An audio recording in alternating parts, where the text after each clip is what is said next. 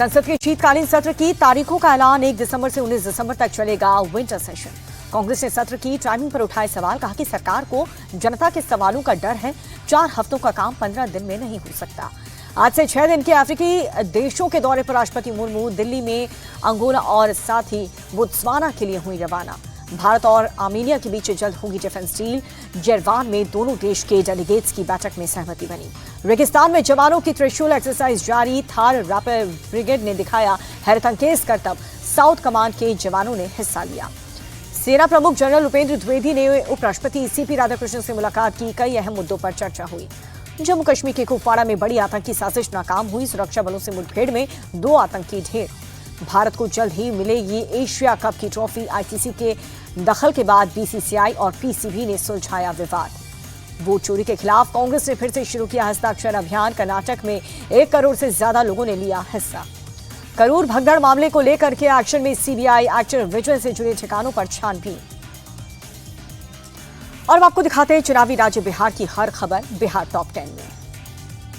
बेतिया और सीतामढ़ी में मोदी का धुआंधार प्रचार। आरजेडी कांग्रेस पर साधा निशाना। बोले कि इनका मकसद आपके बच्चों को रंगदार बनाना।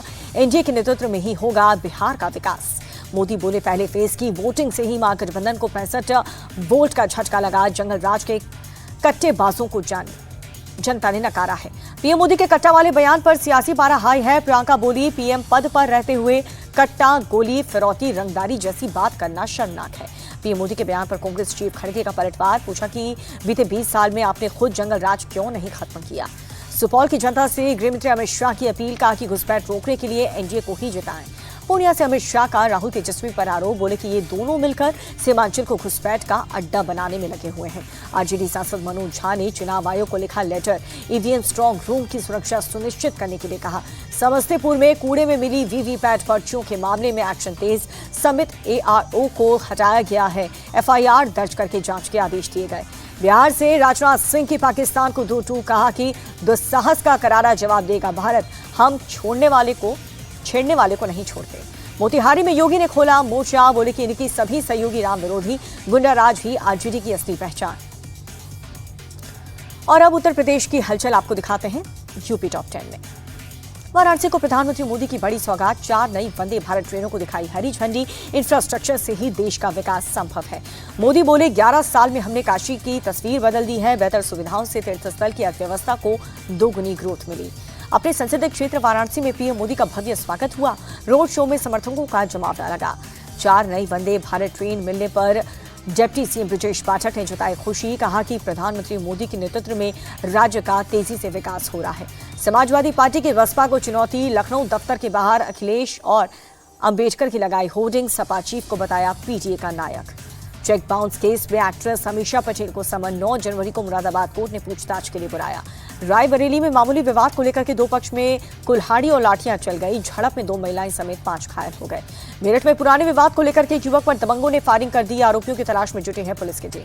फिरोजाबाद में जमीनी विवाद को लेकर के 2 पक्ष में खूनी संघर्ष हुआ। जमकर चले लाठी डंडे और सरिया। पुलिस ने 4 को गिरफ्तार किया। लखनऊ के मवैया में प्रशासन की बुलडोजर कार्रवाई। रेलवे की जमीन पर बने अवैध निर्माण को ध्वस्त कर दिया गया। बाकी राज्य में क्या चल रहा है दिखाते हैं आपको राज्य टॉप 10 में।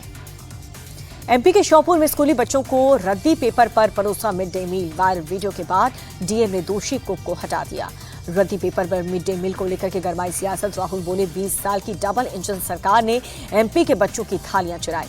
मराठा आंदोलन को लेकर के मनोज जरांगे को पुलिस का समन। 10 नवंबर को पूछताछ के लिए बुलाया गया। कल उत्तराखंड के रजत जयंती महोत्सव में शामिल होंगे प्रधानमंत्री मोदी। प्रदेश को 7,000 करोड़ से ज्यादा की देंगे सौगात। उत्तराखंड में रजत जयंती महोत्सव का जश्न। सीएम धामी में राज्य आंदोलनकारियों को पुष्पांजलि अर्पित की।